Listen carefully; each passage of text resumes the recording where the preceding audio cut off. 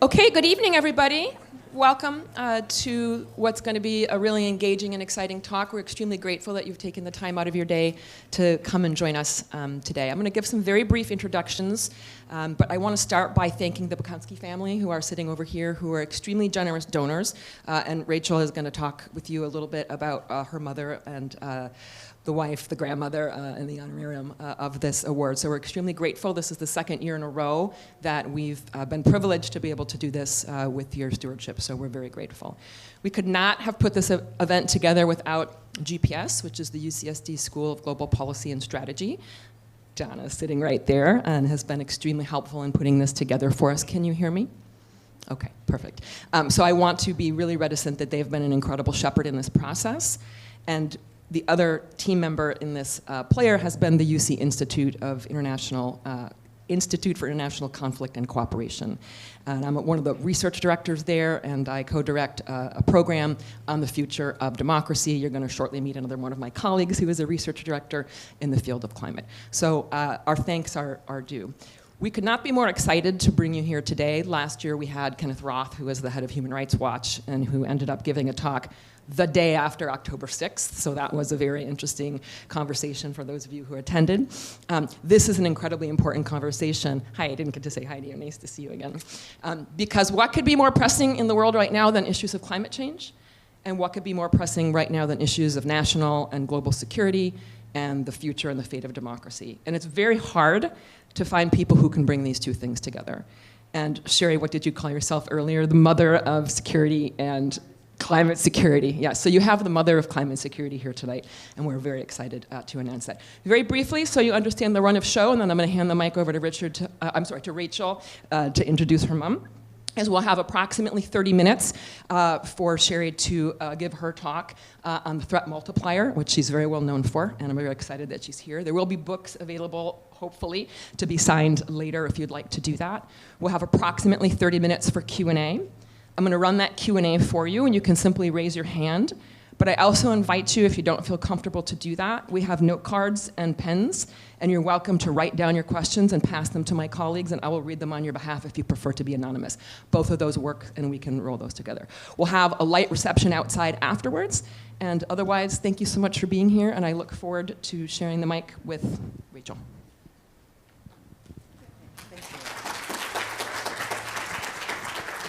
Hi, good evening. It's great to see so many people here, and thank you for being here. I'm Rachel Bonkowsky. I'm the daughter of Elizabeth Bonkowsky, for whom this is in honor of. And I'm here with my dad and my brother and my nephew, so representing the Bonkowsky family.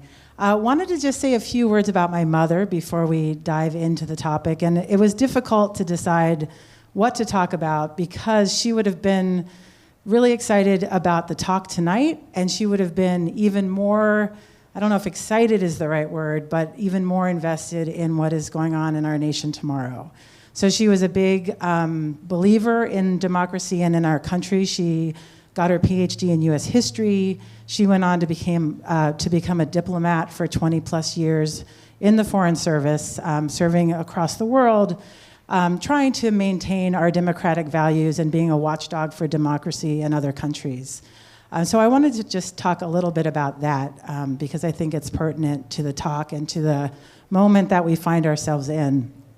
My mom was also someone who was very curious, and it used to be very embarrassing to me because she was one of those people when you introduced her to someone, within the first couple of minutes, she had already found out where they were from, what their parents' occupation was, where they had gone to school, what their heritage was.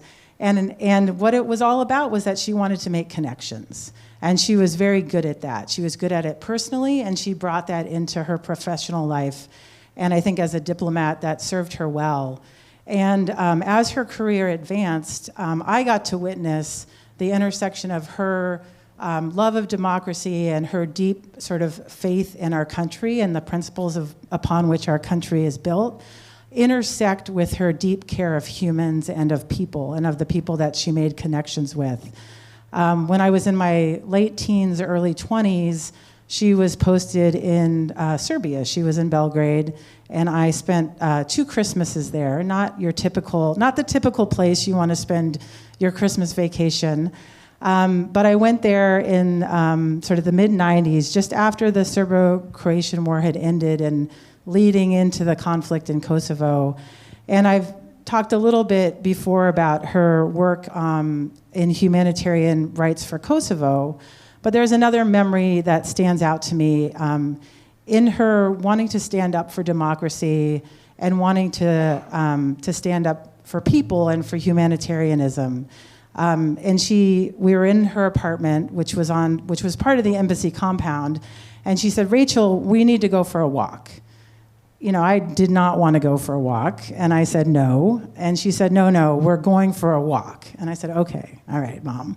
So we left the apartment, and about a block later, she turned to me and she said, "Rachel, I couldn't talk to you in the apartment because the apartment is bugged." Now, just a tip for parents out there, if you ever want to get your kids' attention, this is the way to do it. Just tell them the house is bugged and you need to go talk. And so she had my full attention, and she said, "I need you to take a VHS tape out with you when you leave Serbia. And it's a tape of the mass graves in Srebrenica. And you are going to take that tape and you are going to mail it at a mailbox in London where you change flights." She said, "We couldn't figure out any other way to get it out of here, so we need you to take it." And she said, "I don't think it'll be dangerous." And I said, okay.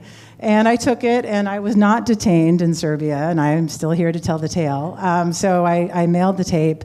But I just think about it as this moment with my mom where she was maybe putting me at risk in order, I mean, she didn't think so, and I didn't really either, but in theory, she was putting something at risk to tell a really important story and to bring to light crimes that had been done, anti-democratic crimes. And I think that just really sort of encapsulated her. She was always behind the scenes, but she really believed deeply in this country and in democracy and in that power across the world, and she worked tirelessly for it. So I think this is a great evening. I'm excited to hear the talk, and I know she would have been equally excited to be here. And I think with that, I'm handing it over to Richard. Is that right?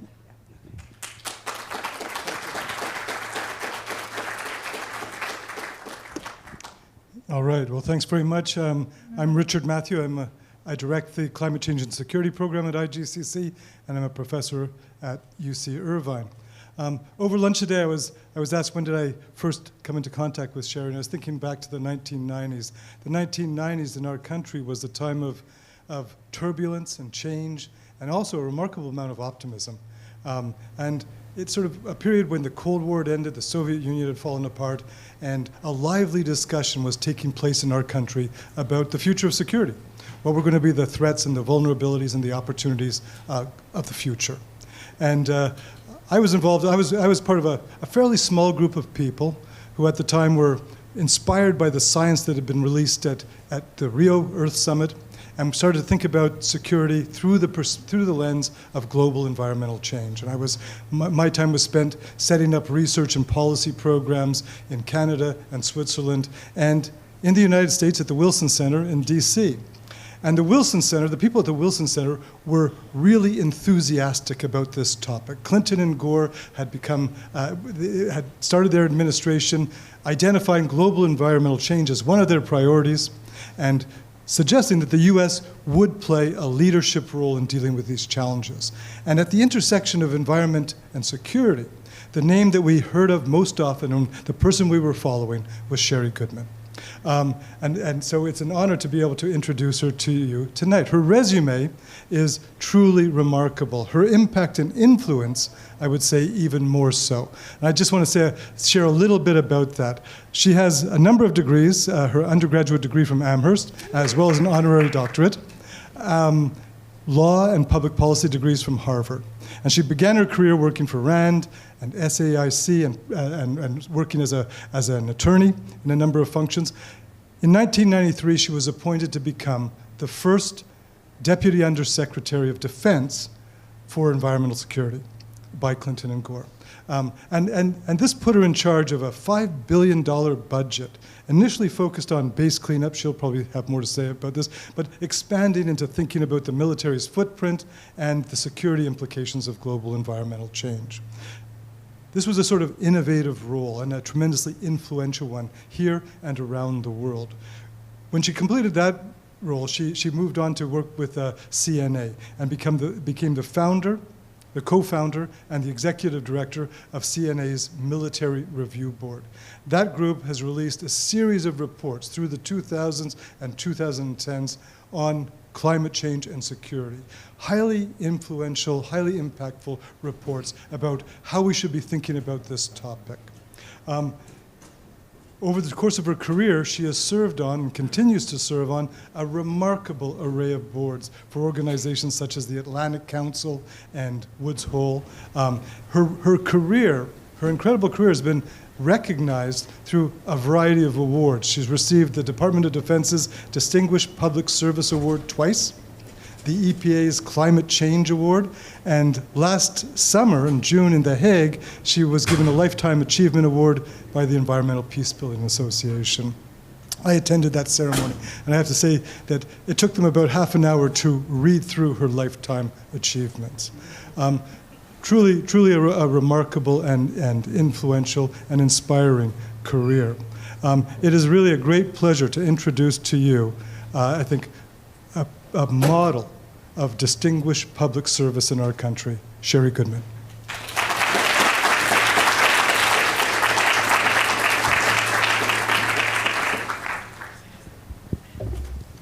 Wow, well, thank you so much. I don't know if I can live up to all of that, but it's really terrific. I used to say when I get a wonderful introduction, I wish my mother could hear it. She's 91, and unfortunately she can't be here, but I will say my greatest lifetime achievement, as for all of us, are our children. And I have one of them here, Robbie, so very happy to that. Now, the Bonkowsky family, thank you so much for your generosity. And the story you told, Rachel, about your mom is really inspiring and just reminds me, of my father, who said, he used to say, "It's the network, Sherri," and he didn't, or would say, he didn't mean it was the computer network, because my father, although he spent his whole life with IBM, a technology company, really was not very good with technology. He didn't understand computers, but he understood the human network. And like you said, like your mother, in 5 minutes, he would know everything about you, and he would stay connected with you. And so it's that network that is so valuable. So thank you very much. And I'm so glad we share the Amherst network. And I had the privilege of being in the second class of women at Amherst College quite a long time ago now, but it's still a very strong network for me. So it's great to be here with all of you. Richard, thank you so much, and Emilie and the whole team here. What a wonderful place this is. I'm going to tell you the story now of Threat Multiplier. It's the story of the military's environmental and climate awakening from the Pentagon to the battlefield, as I've lived it and experienced it myself, and the stories of other military leaders who've been on the front line with me of a changing climate. So let's get started. These are the pieces of the talk today. And the basic premise is this, that in our lifetime, we've seen a convergence of national security and environment and climate security. So on the top arrow, you see some of the major markers of our national security from the Cold War, the Warsaw Pact, NATO, Strategic Defense Initiative, on into the War on Terror through 9/11, and then on into the COVID era. And on the bottom, you see some of the major markers of our environmental progress: creation of the Environmental Protection Agency, National Environmental Policy Act, some of the major international organizations like the Montreal Protocol and the IPCC, the International Panel on Climate Change. And as we've witnessed over the last several decades, an increasing connection between what is security, what is international security, and what does it mean to be environmentally and therefore climate secure. Okay, now I'm going to take you back to how I got started in this field, which was not in environment. And when I was the age of some of the students. I see at least a few students in the room here. I really want to work on the major challenges of the day, much like your mom, Rachel. You know, what are the big challenges? My parents are both Holocaust refugees. And I grew up believing that we always had to give back. We had to work on the things that were going to make the world better and take on the big challenges of the day. And in the Cold War, as Richard said, that was nuclear weapons, the threat of nuclear annihilation, bolt out of the blue nuclear attack by the Soviet Union. And so my very first job out of graduate school, I worked on the Senate Armed Services Committee for then Chairman Senator Sam Nunn of Georgia, and I had oversight of the nuclear weapons complex, which was not only the labs, like some of that are here in California, Livermore, Los Alamos, but also at the time we were producing fissile materials in weapons reactors and processing facilities. They all shut down during that era for environment, safety, and health lapses. I recall as a young woman going to visit the former Rocky Flats plant in Colorado on a visit, and they said to me as I approached the building, they said, "Ma'am, are you of childbearing age?" And I was in my 20s at the time. I said, "Oh, yeah." And they said, "Well, don't go in that building because that's where they did glove box operations and manipulating plutonium pits." Well, there were women working in that building at the time, but within a few months, that building was shut down and the whole facility was gone and it never reopened. So from there, we then converted that, the Department of Energy, changed from producing weapons materials to actually creating a cleanup and safety management program. And I wrote my first piece of legislation on creating a Defense Nuclear Facility Safety Board that just celebrated its 35th anniversary, providing more rigorous safety and environmental oversight for the remaining defense facilities. Okay, then I joined the Department of Defense in 1993 at the beginning of the Clinton administration. And this I call really the first chapter of environmental security, the first era in which our military was focused on addressing environmental issues. And there are really three parts to this story. So this is the first part. The first part was about cleaning up contamination from the past. In the 1990s, we were closing many military bases, particularly here in California. Under the base closure law in existence at the time, the president was required to accept a slate of closing bases. And young President Clinton had to accept this slate in early 1993, and many of the bases were in California, a state that had been very important to his election.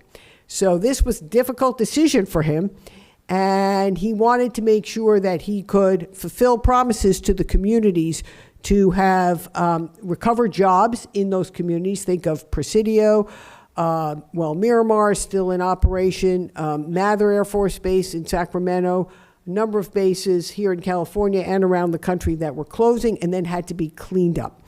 And so he wanted to fast track that cleanup. That's me running with him in Oakland before we did an event at Alameda. And that led to a decades worth of effort to restore the Superfund sites that were at some active and closing bases and return that property to communities. The second piece of this story is about natural resources. In that, military bases, think Camp Pendleton, just up the road from here, is home to many endangered species and important ecosystems. The last piece of undeveloped property between here and Los Angeles. And so the military has a responsibility to protect those, the habitat and the endangered species. And in the 1990s, some important training ranges had been shut down for failure to comply with the Endangered Species Act, including at the former Fort Bragg, you see pictured here, now called Fort Liberty, where lives the endangered red-cockaded woodpecker, which makes its home in the longleaf pine tree, an ecosystem of which once covered most of southeastern United States and is now found mostly on military bases from North Carolina to Florida. And so the military figured out, under the leadership of then General Sullivan, who was the Army Chief of Staff at the time, and Marine General Chuck Krulak, the head commandant of the Marine Corps, that instead of cutting down this tree, which where the bird makes its home, it could actually turn the tree into a realistic training obstacle and use it both to enhance training and protect the ecosystem and the endangered species. That is a story that repeated itself a number of times with the desert tortoise here in the Mojave Desert, where there are many military bases, and also is a through line that we see in the climate era as well. The third part of this really first era of environmental security was the military-to-military environmental cooperation we undertook at the end of the Cold War to share environmental best practices with militaries around the world. At the time, we had a lot of cooperation with the Russians. I spent a lot of time in Russia working with the Russian military at the request of our very important ally, Norway, who had asked my boss, as Secretary of Defense, early in 1994, to help him reduce the liquid waste streams from Russian nuclear submarines that were thought to be contaminating Norwegian fishing grounds. Think of up in the Kola Peninsula on the northwest part of Russia. There's a border with Norway, and there were about 100 sunken and decommissioned Russian submarines whose reactor compartments and weapon systems were thought to be leaking. So we built a program called Arctic Military Environmental Cooperation, and we built that cask, pictured in that you see over there, where we could safely offload the liquid waste streams from the sunken submarines and have it trucked inland for safer storage. We also delivered lectures at many Russian military war colleges and universities. We exchanged information about each other's bases, and we did this with countries around the world. Now, unfortunately, that era has long since passed. We have no cooperation on these matters with Russia today, but we have built a strong set of military environmental connections with other militaries around the world. Okay, on to the climate era. As Richard said, when I left the Department of Defense, I joined the Center for Naval Analysis, which, like RAND up the road, is a federally funded research and development center. And there I worked with a group of generals and admirals that became the Military Advisory Board, the first group of generals and admirals to assess, in 2007, the national security implications of climate change. At the time, if you had asked a warfighter what he thought about environment or climate, he might have said, well, that's for tree huggers, but I'm a warfighter. And they were almost all men in that era. That's changed too. But they were all willing, these were all generals and admirals that I had worked closely with during my time at the Pentagon, and they were willing to consider the evidence, and we spent a year of study with the world's leading climate scientists, atmospheric scientists, and at the end of that year of research and analysis, we could see that there were going to be global security implications to climate change.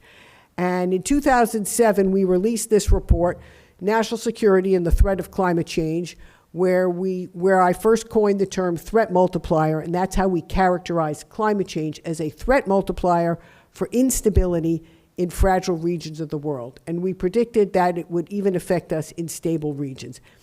And that has led to almost the last 2 decades of work in the US and in other countries around the world to really institutionalize the understanding of what climate as a national security matter is, and to have our governments actually work on policies, practices, funding, and programs to address it. So let's look at that a little bit more. These are what I call the climate threat multipliers.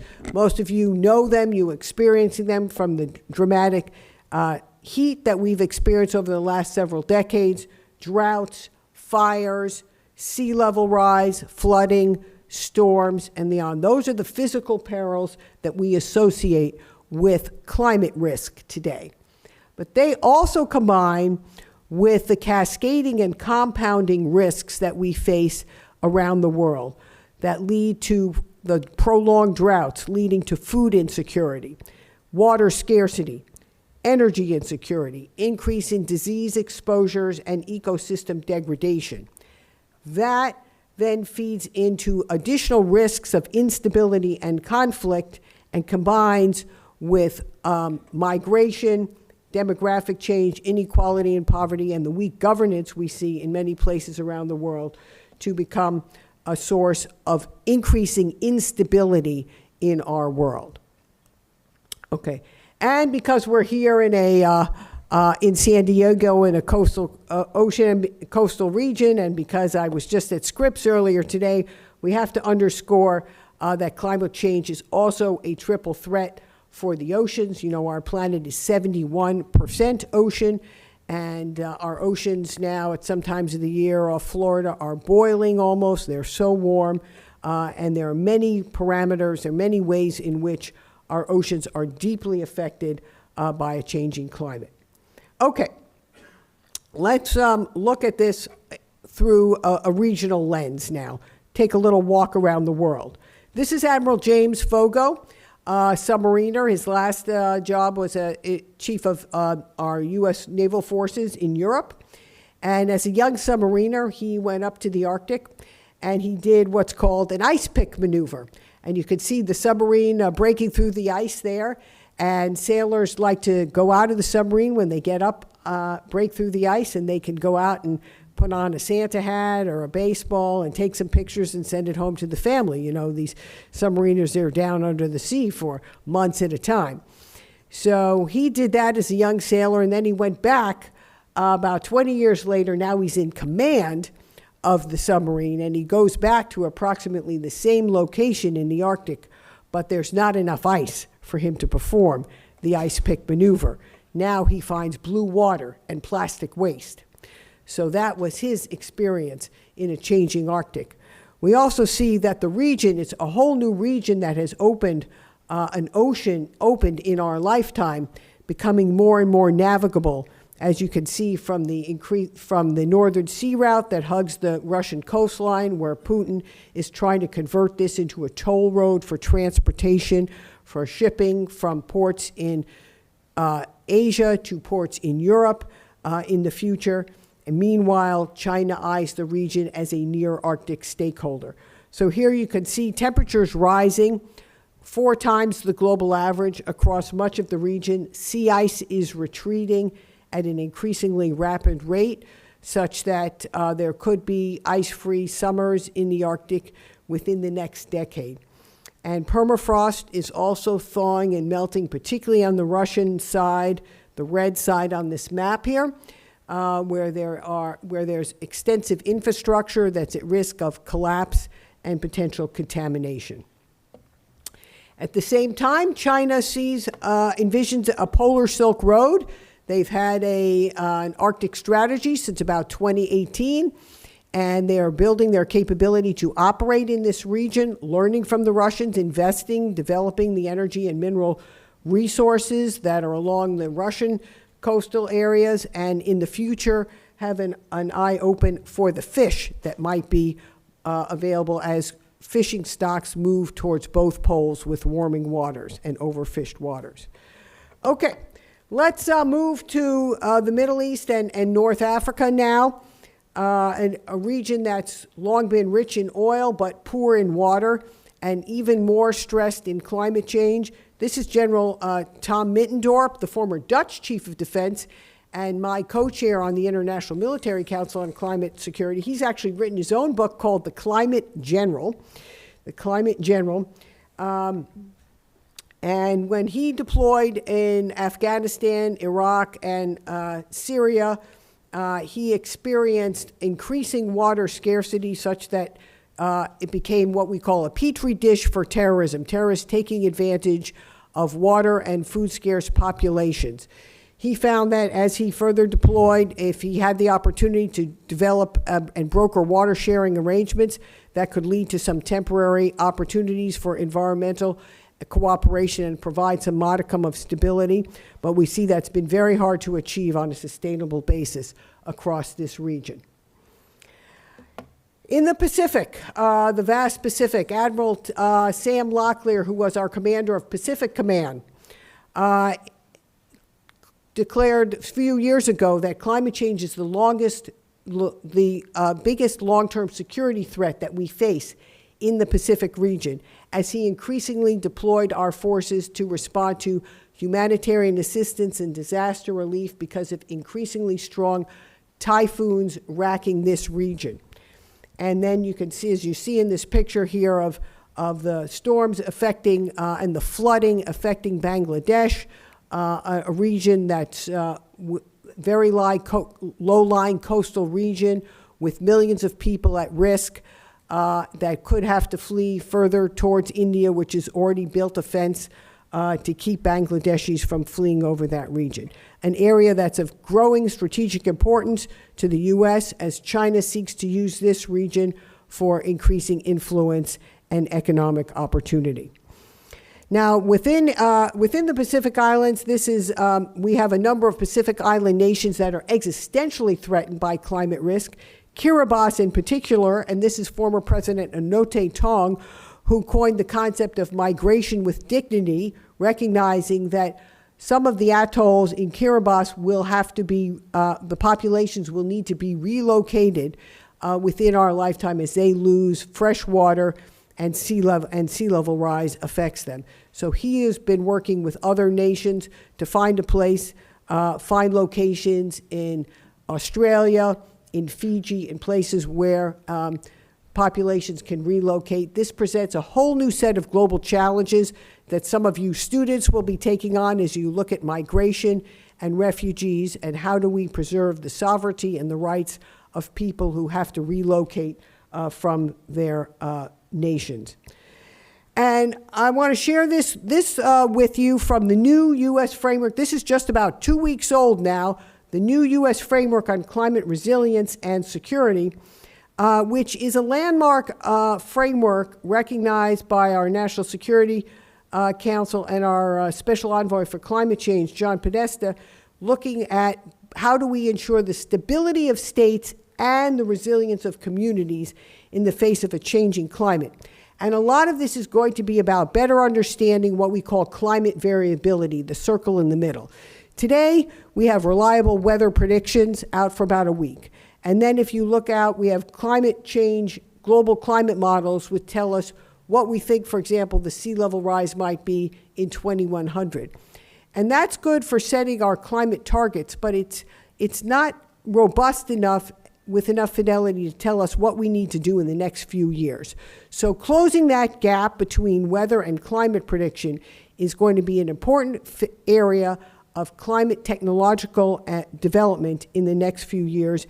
And that depends a lot on the science being developed here at Scripps, Woods Hole, other oceanographic research institutions that can then integrate with our decision-making models. Okay. And that becomes particularly important as we see growing climate migration and displacement with increasing number of people affected worldwide by climate displacement. In our own hemisphere, to the south, we have increasing range of threats that we face. And this is General Laura Richardson, who's our Southcom commander. She's been involved in responding to the hurricanes affecting everything from Puerto Rico down into the southern tip, and working with our allies and partners there, not only to respond to the narco-trafficking, eco-trafficking, human trafficking that racks much of that region, but the out-migration of populations from Venezuela and up through Central America and towards our own borders, to help provide increasing stability by understanding the climate risks that are affecting that region, particularly with prolonged droughts and increasing storms. And now also because of growing illegal fishing around the world, and also because of temperature rise, our ocean temperature rise, we see that our fisheries around the world are deeply affected, and there will be winners and losers in the near term from climate change. Okay, We are trying to tackle some of these challenges through the International Military Council on Climate and Security that General Mittendorf and I chair. We're a group of about 40 different countries around the world now focused on addressing global security risks. And we've worked on a number of analyses that help us understand those global security risks, as well as how to decarbonize our military institutions, something that's now being taken up by NATO. So let's talk a little bit about climate readiness here on the home base. Our military bases, from everywhere from here in San Diego to Florida to Norfolk, pictured here, are deeply affected by sea level rise. Admiral Ann Phillips, pictured here, was in charge of our expeditionary strike group based in Norfolk that in Superstorm Sandy went to New York and managed the port when the Coast Guard was knocked out. Secretary of Defense Panetta talked about using our military in a war against nature herself, because we increasingly find our forces deployed to respond to our own climate risks here at home, whether it's the increasing hurricanes, the wildfires here in the West. We now are deploying our forces at about 10 times the rate we used to back up emergency first responders for fires here and everywhere from California up through Washington State, and then flood risk. And you see here pictured the damage done to Tyndall Air Force Base in Florida when the roofs were ripped off the hangars of the F-35 in Hurricane Michael back in 2018. Okay, a little bit about military energy use. DOD is indeed a big energy user, about 1% of total U.S. energy. Most of it is in aircraft, what we call operational energy. And so how we decarbonize becomes very important, both to reducing emissions and to ensuring that our forces are effective in the future. So as we say, it's all about less fuel, but more fight, being more effective with the resources we have, using renewables like solar when we can, getting off fossil fuels when we can. When our forces deployed in Iraq and Afghanistan about 10 years ago, the military convoys were mostly trucking fuel and water to the front, and that was putting our soldiers and Marines at risk of deadly attacks by improvised explosive devices. That has led to a decade or more now of innovation in military energy, everything from hybrid vehicles that are both quieter and provide better torque, to solar-powered installations, to the first net zero military bases that we have in the U.S. The first one in Georgia, Albany Marine Corps Base, logistics base in Albany, Georgia, and the second one right here in California. Okay, finally, let me end by saying a little bit about how I think we can move forward from the threat multiplier to the opportunity multiplier. And there are really 4 parts to this story. And I hope that some of you will be involved in this in your own work, particularly the students. The first is what we need to do to improve our climate prediction. It's what I talked about a little earlier, closing the gap between weather and climate so that we have real-time decision tools to enable us to make better decisions in everything from how we deploy our forces to how we look at our infrastructure. This applies to our communities as well.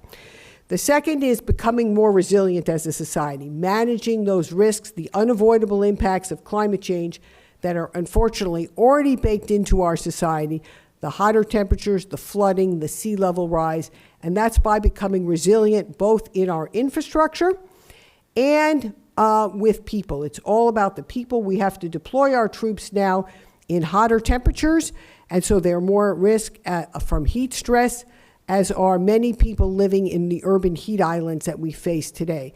So another big focus is going to be on climate and health for humans. The third is in mitigation, reducing our greenhouse gas emissions, lowering our carbon footprint, and creating a net zero military. The military today does have ambitious goals to be net zero in electricity by 2035 and net zero in energy by 2050. And finally, it's about reimagining our alliances improving the way we think about our cooperation with allies around the world. NATO today, let me just go to this next, has just launched its first Center on Climate and Security. That's Prime Minister Justin Trudeau. We just launched that this summer at the NATO Summit. And I had the privilege last week of speaking at the first NATO Climate and Security Summit, this center being based in Montreal. And that's bringing together 32 nations to integrate climate and security into how our strongest military alliance thinks about our both preserving our democracies as we fight in Ukraine, but also meeting our global environmental and climate commitments. And with that, I think I'm going to skip it. Well, okay, this slide Richard already talked about. I think it's not just about what we have to do with our military forces. It's about leaving a better world. And so with a lot of the work that I've done, I've tried to use the military-to-military cooperation to help build peace and lasting and durable solutions.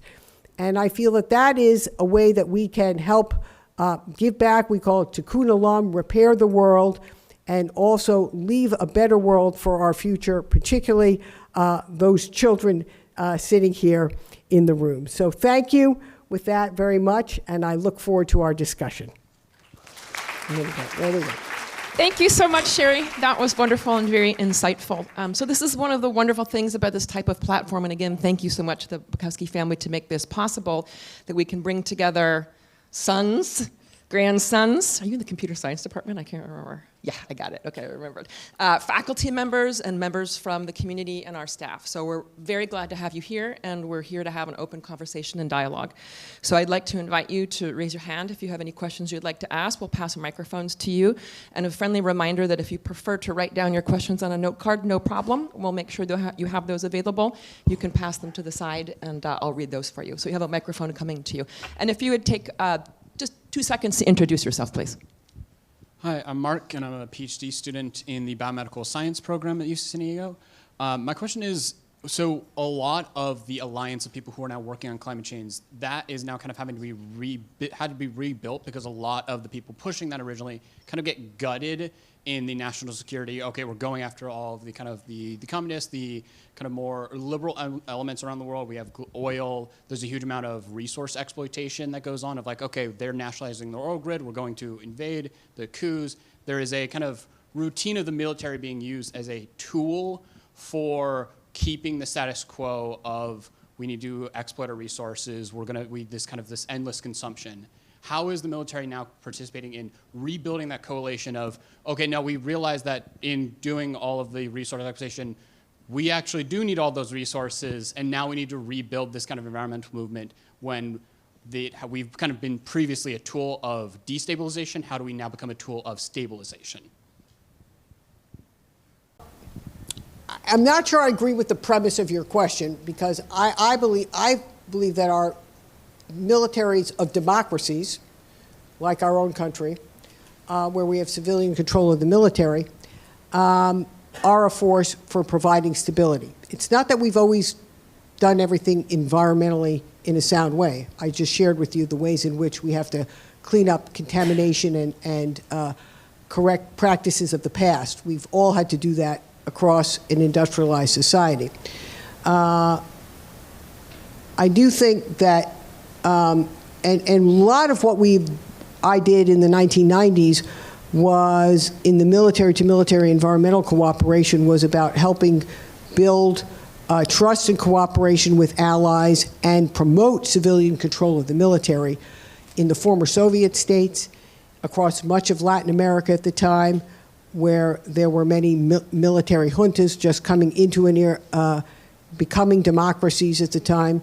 So I think that our militaries can be a force when in democracies for promoting and showcasing, leading by example, what our democratic values are. And I think part of that is about having environmentally sound practices, recognizing that, no, we haven't always done everything well. There are a lot of things we can do better, and there's always room for improvement. And that's why we set ambitious goals. That's why the military today is working to decarbonize, putting microgrids on virtually every military base as a way to help lead the way into the future.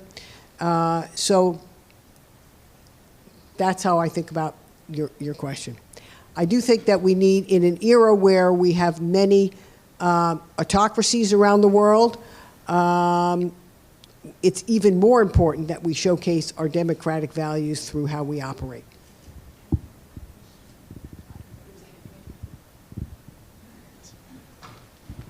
Thank you for a fascinating talk. My name is Sasha Gershnov. I'm a climate scientist at Scripps, but I'm also from a place where Sasha is nicknamed for Alexander, and they speak like this, place you've been to many times. If I tell you I'm from the center of evil in the modern world, I'm serious about that. You can guess the city I'm from. I'm wondering, why is it that there is no attempt to connect the two existential problems that the world faces today, the aggression of petrol states against democracy, led by Russia, and climate change?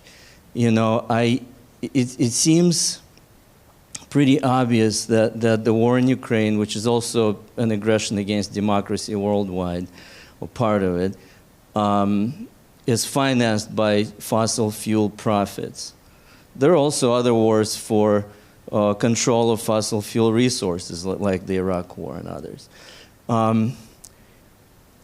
Isn't it pretty obvious that one of the co-benefits to getting serious about climate change mitigation is global security, basically through pulling the rug from under the feet of these petrol states like Russia and Iran, you know, when we're actually able to reduce our demand for fossil fuels. And that happens as soon as we get serious about fixing the climate crisis, even way before the climate system actually responds and gets to, you know, a stable, gets on a stable path.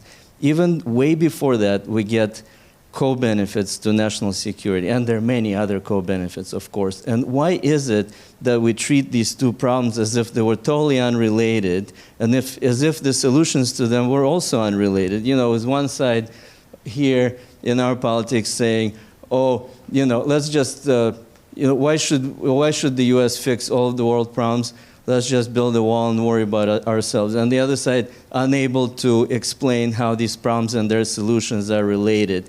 Am I missing something? Why does it feel so obvious to me? Can you comment on why don't we talk about this? Well, that's what I'm talking about.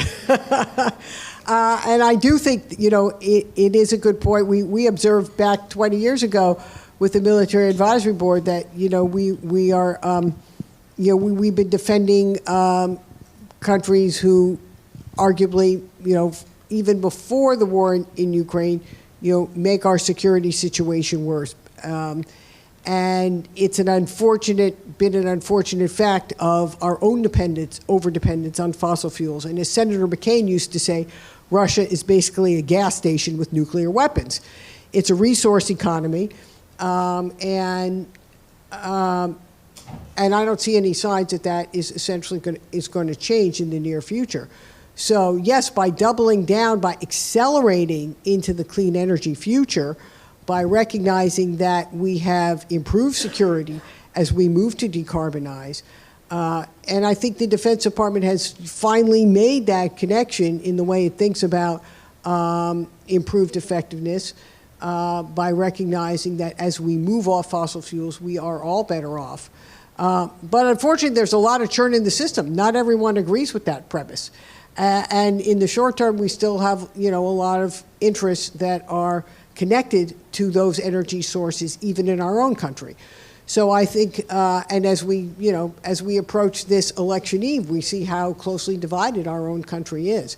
So I think I agree with the premise of your arguments, and I think that's why we have to work even harder to bring that safer future together and recognize that our security is connected to the energy transition. The other piece of this that's also important is how we approach the competition with China.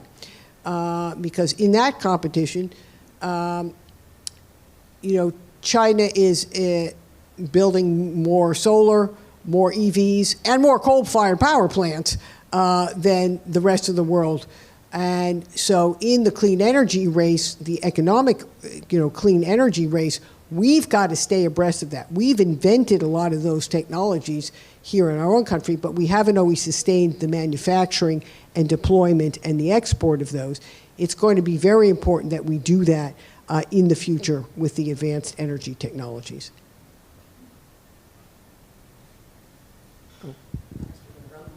Okay, while we're running the mic back and forth, can I sneak in a question? And I'm going to hand it over here.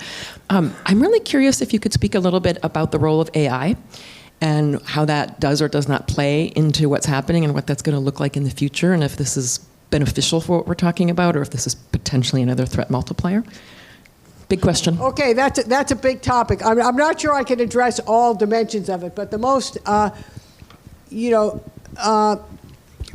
the most obvious one connection of AI is that AI is very energy hungry, right?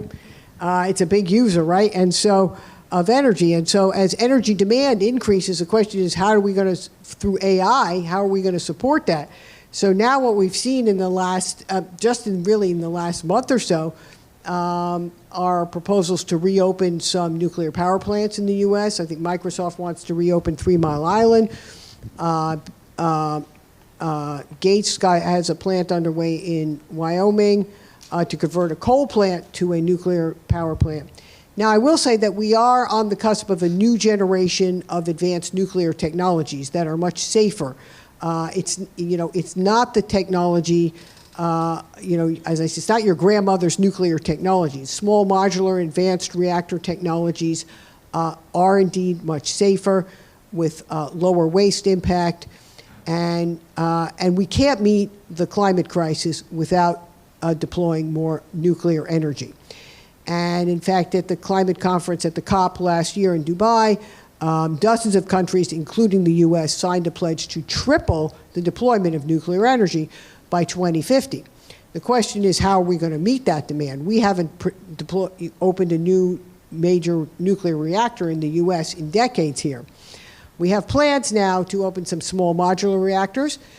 The Department of Defense is poised to be an early buyer of some of that. There's a plan to put a small modular reactor in a base in Alaska. The Navy has itself, just in the last week or two, released a request for information about nuclear energy for its bases. This is separate from our submarines. And so I think that American leadership on the next generation of nuclear technology is going to be increasingly important, because if we don't do it, the Russians and the Chinese are already exporting their own nuclear technology to countries around the world. And that is going to be less safe. Think about Russia's nuclear tech. Think about Chernobyl or the Kursk submarine, where all the sailors were lost. So there are a lot of things that concern me about, particularly Russia, Russia's lax nuclear safety record, having more deployment of Russian nuclear technology. Think what's happening in Zaporizhzhia in Ukraine. So I think that we've got to make sure we stay ahead of that game. We have made some significant investments over the last few years in new nuclear, but it's a very complex challenge and not one that we can solve overnight. Hi, my name is Dick Bratcher. I've worked in energy and environmental issues for my entire career, and for the last 25 years in climate change. And I just found your talk fascinating. Thank you so much. I have a short question for you, and that is, how resilient is the military to maintaining its focus on climate change and other environmental issues in the face of what could happen tomorrow?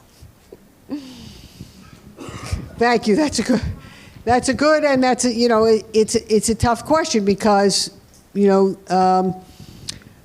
our military takes it's on the one hand, the leadership signals come from our elected officials and the political appointees who serve in the cabinet. And that very much is important and sets the pace. On the other hand, there's a lot about what happens in the Department of Defense that's established by directives, by practices, that is more like an aircraft carrier. It doesn't turn on a dime, right? And one of the best pieces of advice I had when I was in the Department of Defense, I served for 8 years, which is a long time for I was a political appointee. It's a long time. I served both terms because I found the job fascinating, and I felt that I was making a difference. And some of that was because I was able to wait out the civilians who said, "Oh, she's going to be gone," and we're just going to wait. And the military rotates every few years. So by being there for a long time, I could enact policies and directives. We have something called the DoD directives that they're not just overturned when in the next election cycle. So I've always thought a lot about how do you institutionalize change. People think about how do you change a system that needs to be reformed, as the first questioner asked. And sometimes there are ways to change from the outside by protesting or complaint or criticizing or litigating. And I was a litigator myself in my early career. But there's also, I call myself a change agent from within, that I've spent most of my career trying to reform big institutions from inside, because I think that in that way you can have more enduring change. And so, in the Trump administration, was at a think tank, and we ran a number of projects. I called them the Keeping Hope Alive projects. And they were essentially bringing together people in all the federal agencies and other places that were working on these issues of environment and climate connected to security, and ensuring that their work, unheralded, often these are the unsung heroes of our public service, could continue to do the work, the science, the research, the policy practice, the budget analysis, to get the programs and keep them going. Thank you. So from the audience, which relates very nicely to what she was just saying to us, how would a Trump presidency impact the work on climate security that has been done so far? Okay, well, there's rhetoric and then there's reality. In terms of the rhetoric, climate was somewhat of a four-letter word during the Trump administration. So one of my Keeping Hope Alive projects we called Improving Predictive Capability for Disruptive Weather and Water Events. No mention of the word climate. In fact, one of the Department of Defense's assets in improving climate prediction is called the Global Water Security Center. It's based at the University of Alabama. It was put there by Senator Shelby, who was a longtime defense appropriator from Alabama. And again, it's not called the Climate Security Center. It's in Alabama. It's called the Water Security Center. But it's basically doing climate prediction for Southcom and other parts of the Department of Defense. So there are ways to wordsmith, but then there is also, the reality, which is, yes, some budgets would be affected, some programs will slow down, some things will not happen. And that's why, it's important to do as much as you can and institutionalize as much as you can, and then build the coalitions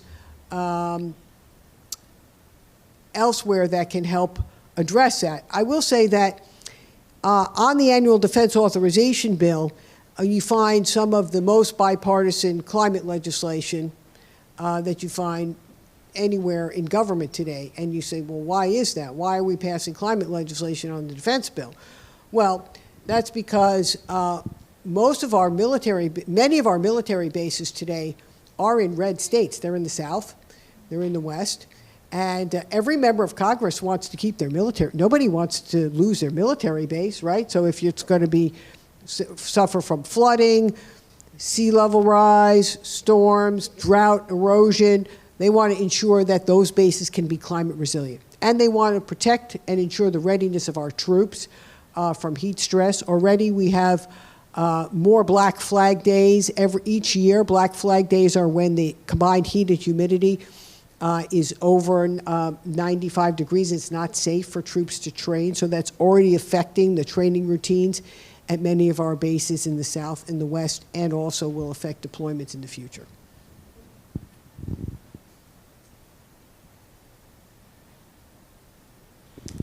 Hi, thank you for a fascinating talk. My name is Lei Guan. I'm the Executive Director of the China Center at UC San Diego. So I have a question on the U.S.-China relations. And what you have touched in two areas that probably constitute the ends of the spectrum of this very, very complicated relationship, in the military and the climate change. In the military, we're rivals, we're very competitive. And in climate change, the U.S. has been calling for cooperation.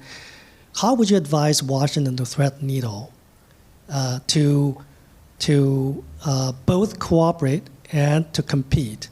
I mean, do you see even that there can be a military-to-military cooperation in this particular area of combating climate change between the U.S. and China?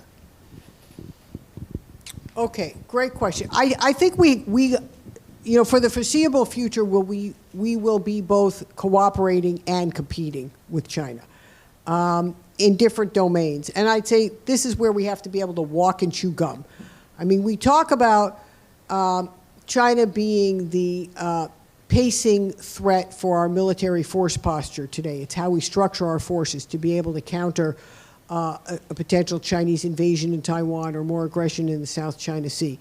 At the same time, climate change is the shaping context in which all of this occurs, because we're going to be operating in a changing climate.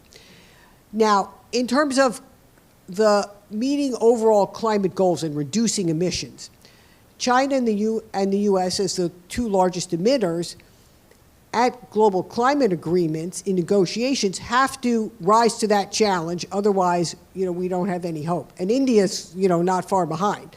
So the major emitters have to be part of the global agreement, and they have to send the signal that they're serious about it. At the same time, how we achieve those emissions, in other words, the energy transition, is still very much an economic competition between the countries, and it will be, I think, for the foreseeable future. We may share some kinds of